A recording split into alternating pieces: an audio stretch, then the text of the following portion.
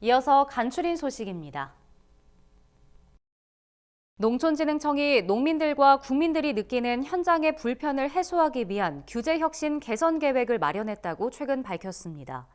이번 계획은 기존의 규제를 완화하는 5개 과제와 한시적으로 규제를 유예하는 5개 과제 등으로 구성됐습니다. 개선안에는 농약 판매 관리인이 해마다 6시간 이상 필수로 받아야 하는 집합교육을 온라인 교육과 병행할 수 있도록 하는 내용이 포함됐습니다. 농진청은 현장 규제를 지속적으로 발굴하기 위한 소통 창구를 마련해 수시로 의견을 접수할 계획이라고 밝혔습니다. 농림축산식품부는 수리시설이 미흡해 농업용수가 부족한 지역을 대상으로 가뭄 대비 용수 개발 사업을 추진하고 사업비로 60억 원을 지원한다고 최근 밝혔습니다. 수리시설을 통해 물을 공급하는 국내 논면적은 2022년 기준 84.3%에 달하지만 도서, 산간 등 일부 지역은 약한 가뭄에도 어려움을 겪는 사각지대로 남아 있습니다. 농식품부는 이러한 지역의 물 부족 문제를 해소하기 위해 56개 시군에 농사용 웅덩이 71개를 개발하고 양수시설을 10곳 이상 설치하기로 했습니다. 또 저류지 11곳의 준설과 확장 등을 지원할 방침입니다. 농진청이 기계를 이용한 양파 아주 심기에 적합한 모종을 안정적으로 생산할 수 있는 내재해형 양파 육묘 온실을 개발해 보급한다고 최근 밝혔습니다. 육묘 온실은 양 수분 조절과 병해충 억제가 쉽고 기계를 이용한 아주 심기나 수확에 접합한 모종을 생산할 수 있는 장점이 있습니다.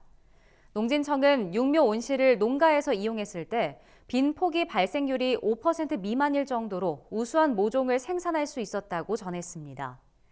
양파 육묘 온실 설계도는 농업기술 포털 농사로에 공개돼 있어 누구나 활용할 수 있습니다. 농식품부는 최근 캄보디아 프놈펜에서 현지 수입업체와 간담회를 가졌다고 밝혔습니다. 우리나라와 캄보디아는 2022년 자유무역 협정 체결 후 활발히 교역하고 있습니다. 지난해엔 우리나라 농식품 약 9천만 불이 캄보디아에 수출됐습니다.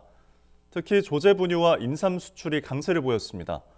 현지 수입업체들은 캄보디아 진출을 위해선 대기업과 중소기업의 상생이 중요하다고 건의했습니다.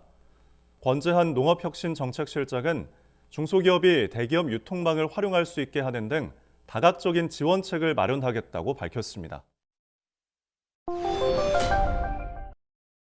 농식품부가 올해 상반기 저탄소 농산물 인증 사업의 신규 참여 농가 모집이 15분 만에 마감됐다고 최근 밝혔습니다.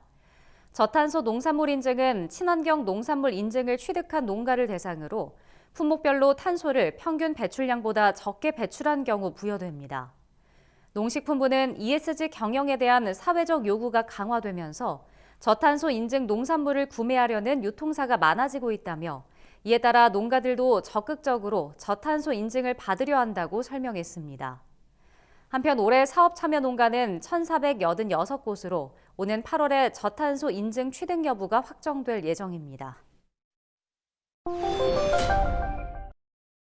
강원도는 우량 암소 유전 자원의 발굴과 보급률 확대를 위해 수정란 이식 지원 사업을 추진한다고 최근 밝혔습니다. 수정란 이식은 우량 암소에서 생산된 수정란을 대리모에 이식해 다수의 고능력 송아지를 단기간에 생산하는 기술입니다. 강원도는 고능력 암소 후보를 대상으로 유전체 분석을 실시해 120도의 공란우를 선정하고 수정란 600개 이상을 한우 농가에 공급할 계획입니다. 또 고능력 송아지에 대한 체계적인 모니터링을 통해 혈통 관리와 능력 검정도 추진할 계획입니다.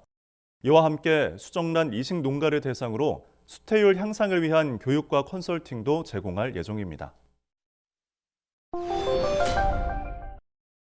충청북도가 지난해 10월부터 시작된 특별 방역 대책을 마무리하고 다음 달 16일 이후부터 평시 방역 체계로 전환한다고 최근 밝혔습니다. 이는 도내에서 4년 만에 동절기 고병원성 조류 인플루엔자가 한 건도 발생하지 않은 데 따른 조치입니다.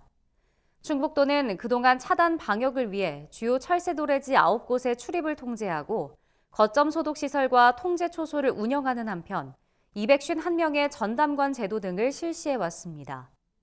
충북도 관계자는 행정기관과 가금농가가 합심해 좋은 결과를 만들어냈다며 고병원성 AI가 발생하지 않도록 노력하겠다고 말했습니다. 경상남도가 대중교통 취약지역 주민들의 이동 불편을 해소하기 위해 브라보 택시를 벽지 오지마을 923곳에 확대 운영한다고 최근 밝혔습니다. 브라보 택시는 교통이 불편한 곳에 거주하는 주민들이 원하는 시간에 병원이나 시장 등에 갈 수 있도록 하는 맞춤형 택시 서비스입니다. 시군과 택시기사가 협정 요금을 정하면 주민은 주민 부담금만 지불하고 도나 시군에서 나머지 금액을 지원하는 방식으로 운영됩니다. 경남도는 운행마을 확대와 더불어 서비스질 향상을 위해 택시 운전기사 중 서비스와 봉사정신이 투철한 운전자를 매년 선정하고 있다고 밝혔습니다.